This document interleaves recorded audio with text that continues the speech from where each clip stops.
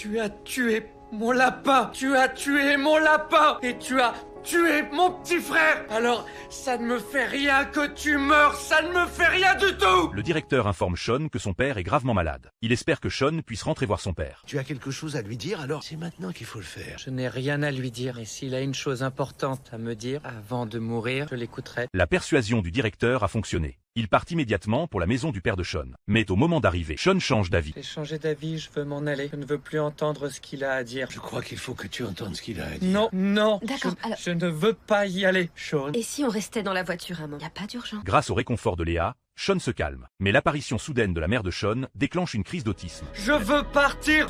Je veux partir maintenant. D'accord, Je veux partir. Démarrer. La situation devient incontrôlable. Le directeur emmène immédiatement Sean pour qu'il se repose. Léa est inquiète. Elle se rend dans la chambre de Sean pour le réconforter. C'est normal ce que tu ressens. C'est pas parce que ton père va mourir qu'il mérite que tu lui pardonnes ce qu'il a fait. S'il meurt avant que tu sois prêt à entendre ce qu'il avait à te dire, eh ben ça sera de sa faute à lui, la sienne, pas la tienne. Il y a une personne que je voudrais voir. Sean se tient devant la tombe de son petit frère Steve. Il n'oubliera jamais la conversation avec son père le jour des funérailles. Très bien, prends le temps dont tu as besoin. Avec maman, on t'attend dans la voiture. Je ne viens pas avec vous. Sean pense qu'il ne pardonnera jamais à son père. Mais il décide quand même d'aller lui parler. Sean, je suis désolé. Je m'en voulais tellement parce que... Mais t'étais un chouette gosse. T'es devenu un homme remarquable. T'as surpassé toutes mes espérances. Je suis fier de toi, Sean. Les gens montrent souvent de la bonté dans leurs derniers moments. Mais Sean refuse de continuer cette mascarade. Il veut arracher le masque d'hypocrisie de son père. Toi, tu n'es pas une bonne personne. Alors, ça ne me fait rien que tu meurs. Ça ne me fait rien du tout. Sean!